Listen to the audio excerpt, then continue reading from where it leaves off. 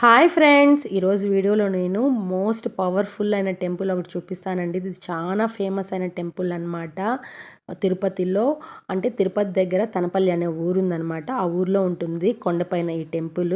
ఇది సుబ్రహ్మణ్య స్వామి టెంపుల్ అనమాట. చాలా పవర్‌ఫుల్ అయిన టెంపుల్ ఇది. ఇక్కడ స్వామి బాల రూపంలో ఉంటారనమాట. చాలా బావుంటుంది. ఇది సూపర్‌గా డెవలప్ చేశారు. ఇప్పుడైతే ఏ వెహికల్స్‌లో అయినా మనం వెళ్ళొచ్చనమాట.